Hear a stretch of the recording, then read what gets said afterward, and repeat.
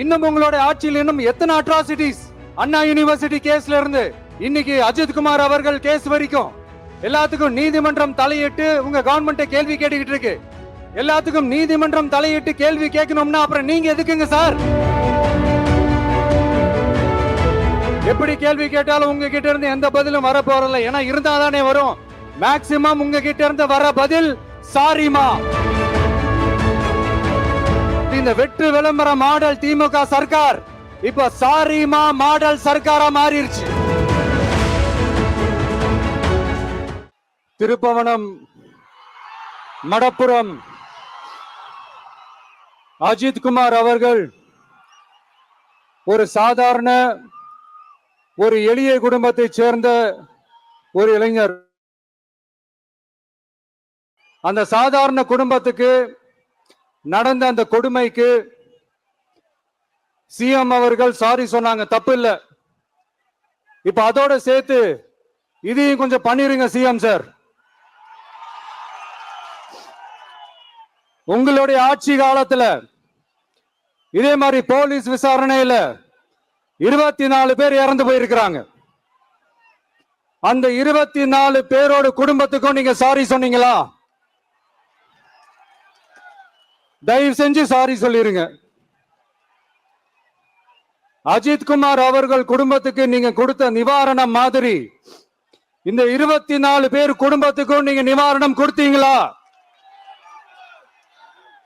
தயவு செஞ்சு நிவாரணம், அந்த நிவாரணத்தையும் கொடுத்துருங்க. சாத்தான்குளம் ஜபராஜ் பெனிக்ஸ் அந்த கேஸ் வந்து சிபிஐக்கு மாத்தினப்போ இது தமிழ்நாட்டோட காவல்துறைக்கு அவமானம்னு சொன்னீங்க. இன்னைக்கு நீங்க உத்தரவிட்டதுக்கு பேர் என்னங்க சார்? அதே தானே அன்னைக்கு நீங்க சொன்னதும் இன்னைக்கு நடக்கிறதும் அதே தானே? அதே சிபிஐ தானே? அதே சிபிஐ ஆர்எஸ்எஸ் பிஜேபியோட கைப்பாவையா தான் இருக்கு. ஏன் நீங்க அங்க போய் ஒளிஞ்சுக்கிறீங்க? ஏன்னா தமிழக வெற்றி கழகம் டிவிகே சார்பா நீதிமன்றத்தோட நேரடி கண்காணிப்புல ஒரு சிறப்பு புலனாய்வு குழு விசாரணை அமைக்கணும்னு ரொம்ப ஸ்ட்ராங்கா கேட்டிருக்கோம். அதனால அந்த பயத்துல நீங்க ஒன்றியத்தோட ஆட்சிக்கு பின்னாடி நீங்க போய் ஒளிஞ்சுக்கிறதுக்கு காரணம். இன்னும் உங்களுடைய ஆட்சியில் இன்னும் எத்தனை அட்ராசிட்டிஸ்?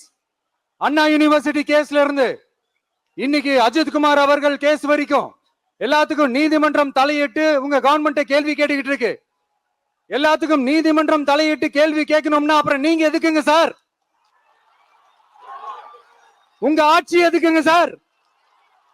நீங்க உட்கார்ந்து இருக்கிற அந்த சிஎம் பதவி எதுக்குங்க சார்? எப்படி கேள்வி கேட்டாலும் உங்ககிட்ட இருந்து எந்த பதிலும் வர போறல. ஏன்னா இருந்தா தானே வரும். மேக்சிமம் உங்ககிட்ட இருந்து வர பதில் சாரிமா. தெரியாம நடந்துருச்சுமா, இல்லனா நடக்க கூடாதது நடந்துருச்சுமா, சாரிமா, அவ்வளவுதானே.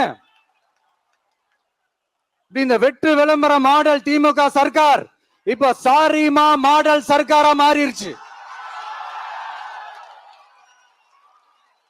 இப்படி இருக்கிற இந்த இன்எபிலிட்டி கவர்மெண்ட் இந்த ஆட்சியை விட்டு போறதுக்குள்ள நீங்க செஞ்ச எல்லா தப்புக்கும் பரிகாரமா சட்டம் ஒழுங்க சரி செஞ்சே ஆகணும்.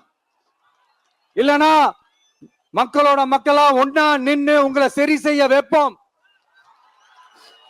டிவிகே சார்பா அதுக்கு உண்டான அத்தனை போராட்டங்களும் எடுத்து நடத்தப்படும்.